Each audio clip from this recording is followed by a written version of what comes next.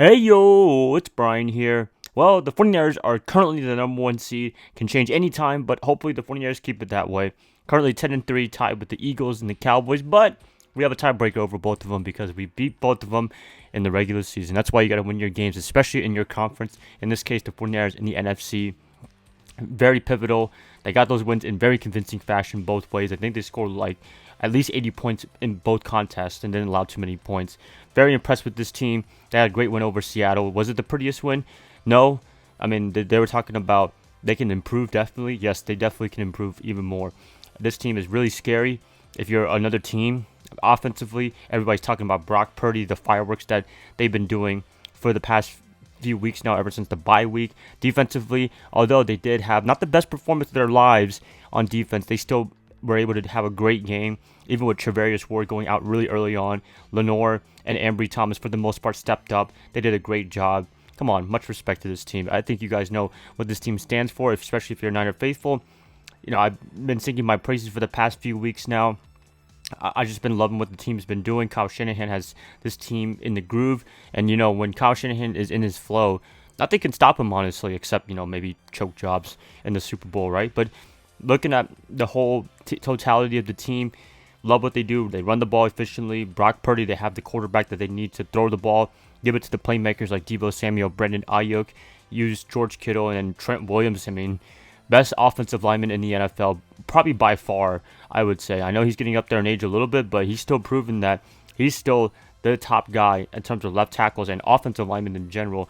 Without him, yeah, the 49ers offense, I don't know if it could function as well as much as possible the way that they are right now. The losing streak, the 3-game losing streak that they had, is it a coincidence that Trent Williams was out and the 49ers offense couldn't really do as much in terms of running the ball and stuff like that? I mean, Brock still played not too bad, but the running game suffered definitely. Christian McCaffrey, he was efficient, but wasn't as efficient without Trent Williams and stuff like that. He makes a big difference in the world, number 71. Love what he does in San Francisco, and we're glad to have him for the past year or two now with the 49ers. Great replacement for Joe Staley a few years ago. That's great right there. And defensively, guys stepping up. I mean, when you have Eric Armstead out, you got guys like Clean Farrell. All those guys, they were able to get to the quarterback as much as possible and do great things. Jair Brown, one of my favorite players right now on defense, rookie guy, replacing Huff. He had a great game yesterday against Seattle. Very impressed, very impressed. I mean, there's a lot of players to be impressed about. I mean, you can name almost every player for the 49ers to be a Pro Bowler / All-Pro. That's just how good and talented this team is. And credit to the front office, John Lynch and Adam Peters. They do a really good job building this team from the bottom up. They keep reloading and just adding great pieces to the roster this year. In particular, in the midseason, they got Randy Gregory. They also got Chase Young. They re-signed Jason Verrett to the practice squad. I can't love to have him in San Francisco. Wish the injuries wouldn't bug him as much. You also got Logan Ryan. They signed him a few days ago. That's really good hiring right there. I mean, when you have all these guys, depth guys, next man up, this is probably the best time I've ever seen next man up. We've seen it in past years, but this year in particular, they've been really good at it, and I'm loving what the team has been constructed and also been playing on the field as well. Brock Purdy, I mean, I've talked about him many times already. Made an appreciation post for him a week or two ago. Still not getting as much respect as he should. I mean, he's getting more now, definitely, after the Philadelphia game. He's getting some more hype with this win against Seattle, but still, I don't know, just I guess him being a 7th rounder is my reasoning why he's not getting as much love and attention. A lot of people would say Kyle Shanahan or the offensive playmakers are amazing, but hey, we had past quarterbacks with almost the same amount of talent, and they weren't able to be as efficient as Brock Purdy and play the ball really, really well. You have to have talent in the NFL. You're looking at the other teams that are rebuilding, like the Carolina Panthers, Bryce Young. He has absolutely nothing to work with. I mean, if you put him on this 49er team, would he be as good without Brock Purdy and you put Bryce Young in? I wouldn't say so, but I mean, I think Bryce would have way better numbers than he is right now currently in Carolina. That's just a big mess right there. You have to have some talent in the NFL. So I hate that argument. Oh, he's being carried and stuff like that.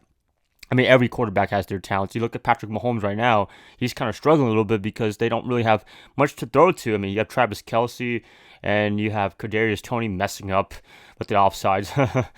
That's pretty funny right there. But anyways, I mean, you guys know what I mean. You have to have some talent in order to win in the NFL. that's just the way it is. I mean, that's why you have a general manager to get you pieces for your quarterback. And what you do with it is up to the coach. And so far, all three phases have been kicking in this year, from great roster building to great coaching to great players. Makes a big difference in the world. And, next year in 2024, I know it's kind of early to tell, but I'm assuming that some of these guys that we have right now, love all these guys, but they're probably not going to be with the 49ers just due to the salary cap era. I mean, that's just the nature of the business. But hopefully they can keep as many people as possible. Hopefully they can be like Tampa Bay after they won their Super Bowl. They kept everybody on the roster, which was amazing right there. I'm hoping that the 49ers can do the same thing too. But if that doesn't happen, then it's a business at the end of the day. The players, I'm always in support of the players making their money as much as possible. You got to go where the money's at. You got to support your family, yourself, everything like that. So that's always how I feel about free agency and stuff like that. But that's the beauty of free agency and the salary cap era. I always credit the Patriots at that time with Tom Brady and Belichick. They were able to win Super Bowls with a constant turnover of roster, and I'm hoping the 49ers can get to that level eventually. But they got to win that first one first. That's the most elusive one, I would say, for the 49ers for the past few years now. They've been so good. They've been able to get the number one seed. They've been able to do great things in the playoffs, but just can't finish it off at the end. And I'm hoping this year in 2023 they can do that. I believe the 49ers can do that. They have probably one of the better teams that they've had in the past few years. No disrespect to Jimmy Garoppolo or anything like that, but Purdy, he's getting this team into the right direction. And could they make the Super Bowl last year? Yeah, maybe. I don't want to do too much what ifs, but hey, he's healthy as much as possible right now. I'll take it any day of the week. The injuries have been hampering us a little bit, but hopefully the guys that they have behind can step up, and also guys that are currently injured, they come back as soon as possible. That would be awesome right there. So, yep, that's pretty much it, you guys. Just wanted to talk about the 49ers so far. The number one seed makes a big difference. I'm hoping that they can keep it up. They do have a mid-season, I guess you want to call it, in terms of difficulty. They do have to play Arizona, which on paper, they're not the best team, but they always give the 49ers trouble, so don't sleep on them. You got the Baltimore Ravens. That's probably the epic matchup right there of the year, part 2 for the 49ers on Christmas Day. I believe they play Washington and the Los Angeles Rams. So 4 games right there. I'd say maybe Washington, you can kind of check mark. I don't want to say that 100%. I don't want to jinx the team right now. But you have 2 division opponents and also the Baltimore Ravens. That's going to be great right there. I'm hoping the 49ers can make the games uncompetitive like they did for the past few weeks now. That's the best way I can watch it, right? So, yep, that's pretty much it, you guys. Please let me know what you guys think about the 49ers so far in 2023. And let me know in the comments below, who's your favorite player on both offense and defense. Love every single player for the most part. And, I wish I can name every player that I love, but hey, that'll take like 30 minutes to do, right? So, yep, that's it, guys. Please subscribe if you're new to this channel. Always nice to have a discussion with you guys. Always nice to talk about 49er football or football in general, but preferably 49er football, because that's what we are at the end of the day on this YouTube channel, is 49er fans, but anybody else is welcome, definitely. So, that's it, guys. Bye, guys. Love y'all. Hope you have a good rest of your day, rest of your night on a Monday, and tomorrow on Tuesday, hopefully to make a prediction video against the Arizona Cardinals happening on Sunday. So, peace out, guys. Go Niners all day.